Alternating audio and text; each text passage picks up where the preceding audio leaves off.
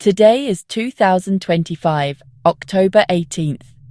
We begin our story in a small market town in Northumberland, in the north of England.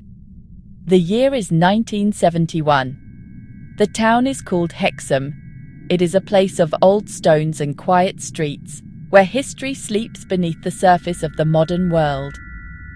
Here, in the back garden of a simple council house on Rady Avenue, two young brothers are playing, Colin and Leslie Robson. Like so many children on a mild afternoon, they dig in the earth.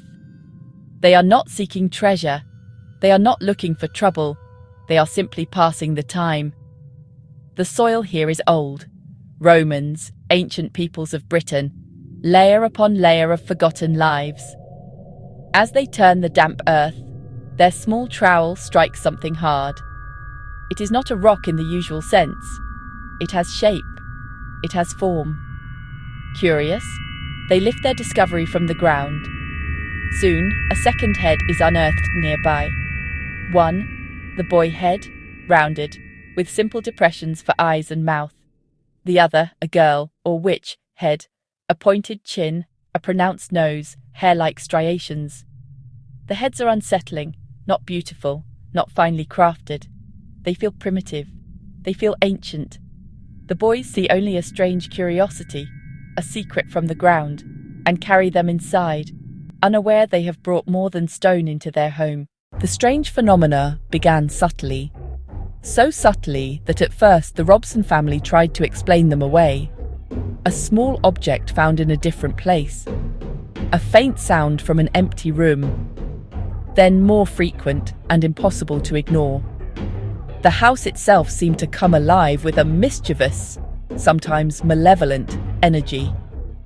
The stone heads sat on the mantelpiece, and from them, it seemed, a wave of strangeness rippled through the home.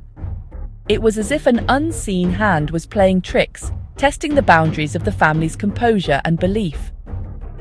The atmosphere grew heavy with anticipation, a constant feeling of being watched by unseen eyes. The events escalated from small disturbances to outright poltergeist activity. Bottles would inexplicably shatter. A shower of small metallic objects, nuts and bolts, would rain down in the living room from no discernible source. At night, bedclothes were pulled by an invisible force. Lights would flicker on and off. Most unnervingly, the heads themselves seemed to move. Left facing one way, later found turned, shifted, relocated. The family became prisoners in their own home, living in constant low-grade fear, never knowing what the next night would bring. The strange energy was not confined to the Robsons. Next door, the Dodds heard bumps and scrapes through the shared wall at all hours. Their children felt a cold presence. Mrs. Dodd spoke of her hair being pulled, her face stroked by an invisible touch. The sense of a mere presence, an invisible force, was about to change. The mystery was to be given a form, a terrifying shape forever linked to the Hexham Heads. The witness was the neighbour, Nellie Dodd. One night, woken yet again by disturbances, she lay in bed in profound dread. The air was unnaturally cold. In that wakefulness, she saw something that would sear itself into memory. Something was moving in her house. Not a shadow, not a trick of light. It was a figure, descending her stairs.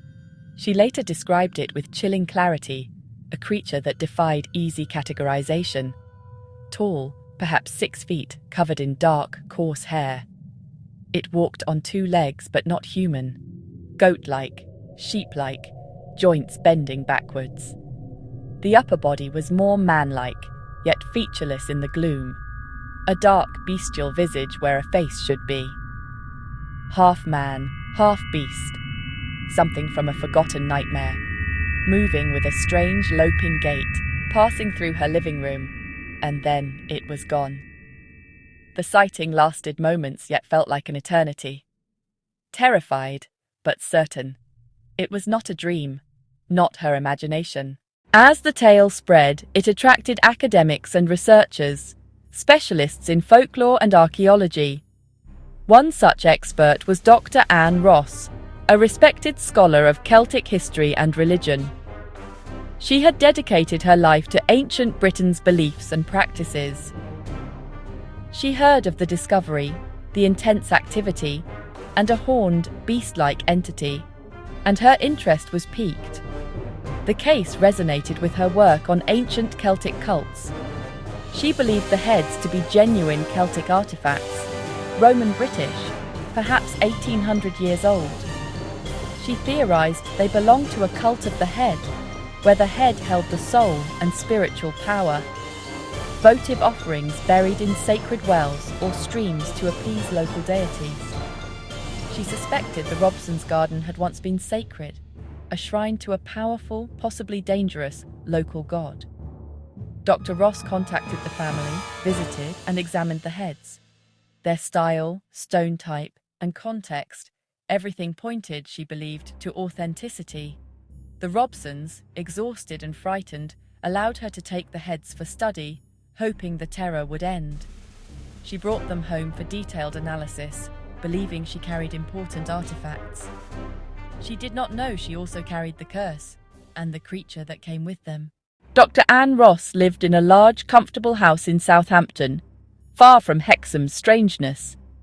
A woman of science and reason, yet within days of bringing the heads home, her detachment shattered. Working late, a profound, unnatural cold filled the room, a chill from the very walls. A few nights later, she woke in sheer terror.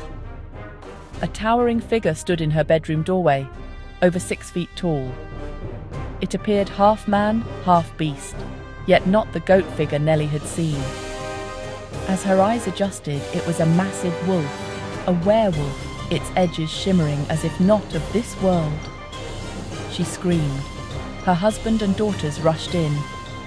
By the time they reached her, the figure was gone, yet the bone-deep chill remained. The calm academic was shaken to her core. She had studied supernatural guardians. Now she believed she had met one. Convinced of the head's immense power, she hypothesized a primal, territorial entity, perhaps a shape-shifting guardian appearing as goatman or wolf.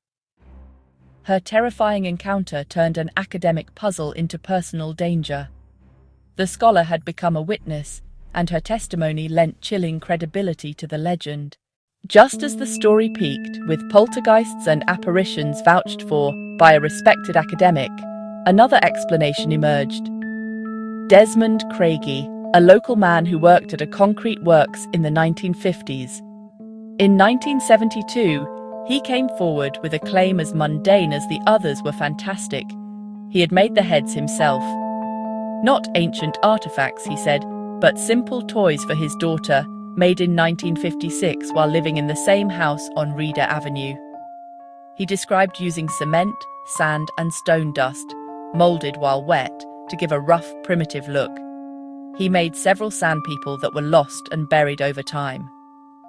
Craigie demonstrated similar objects and pointed out features inconsistent with ancient chiselling. If true, the edifice of Celtic gods, ancient curses, terrifying apparitions, was poured on modern concrete. Suddenly, two narratives. Dr. Ross and witnesses who believed in ancient relics and unleashed power, and Craigie, the working man, saying they were discarded toys.